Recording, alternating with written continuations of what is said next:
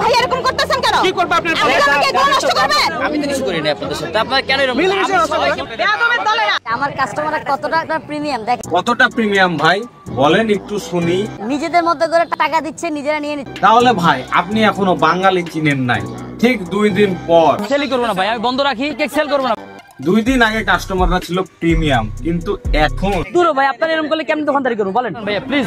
এইসব ধুরো ভাই বলে আপনি বাঙালি থামাইতে পারবেন না। আমি আর আগার কাছে আসবো না ভাই, আমি আর আগার কাছে আসবো না ভাই। ঠিক 2 দিন আগে কি যেন বলছিলেন ভাই? আমাকে এভাবে হেল্প করতেছে, আমি ওনাদের কাছে কৃতজ্ঞ। আচ্ছা, কিন্তু এখন হেল্প আর কৃতজ্ঞতা সব মঙ্গল গ্রহে পালিয়ে গেছে। ভাই জাস্ট একবার ভাবুন যে শুধুমাত্র এই কেক খাওয়ার জন্য বাঙালি মানে কতটা উগ্র হতে পারে।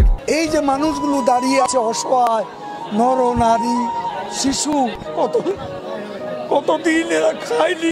মানে মানুষ 400-500 টাকা গাড়ি ভাড়া দিয়ে 100-200 কিলোমিটার দূর থেকে শুধুমাত্র ঢাকায় এসে কেক খাওয়ার জন্য। ভাবা যায়? আমি আসলে সাভার থেকে। আপনার পিছনে তো অনেক কারেন্ট ভাই। 500 টাকার কেক খাইছি ভাই।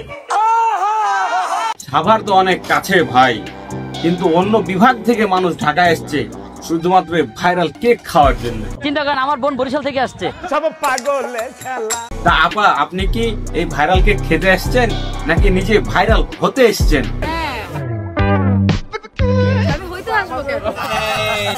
সুন্দরী আপা কেক খাওয়ার জন্য অবশ্যই আগারগাঁও নতুন রাস্তা নির্বাচন ভবনের অপোজিটে চলে আসতে হবে। শাড়ি পরে আপা এসছে কেক বিক্রি করতে। ঢং করো তুমি।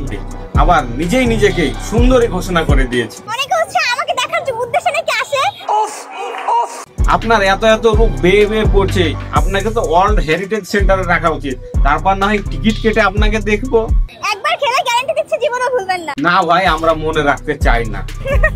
আবার অনেকে তো লক্ষ টাকার গাড়ি নিয়ে আসছে 100 টাকার কেক বিক্রি করার জন্য। তো ওই কোয়ালিটি আর আমার কোয়ালিটি সেম না, এটা আমি বলতে পারবো। আচ্ছা, একদিকে স্থানীয় এবং নতুন ব্যবসায়ীদের ঝামেলা শেষই হচ্ছে না, আবার অন্যদিকে নতুন বইয়ের দেওয়া ব্যবসায়ী কেকের দোকান দিচ্ছে। কেক বানাই কে ভাই? আমার ওয়াইফ বানায়। সবাই এখানে নতুন উদ্যোক্তা আসছে। আবার কিছু আন্টিরা ভাই সারা রাত জেগে কেক বানাচ্ছে 100 টাকা পিস বিক্রি করার জন্য।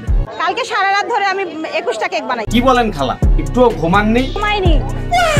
বলছিলাম বাঙালি জাতিকে কেক খাওয়ানোর জন্য আন্টি সারা রাত জেগে যে পরিশ্রম করছে, অক্লান্ত পরিশ্রম করছে, তার জন্য আন্টিকে আগামী জাতীয় সংসদ নির্বাচনে কেক মার্কায় কি দাঁড় করিয়ে দেওয়া যায় না? সামনে হচ্ছে সংসদ নির্বাচনে, আপনাকে কেক মার্কা দেখতে চাই।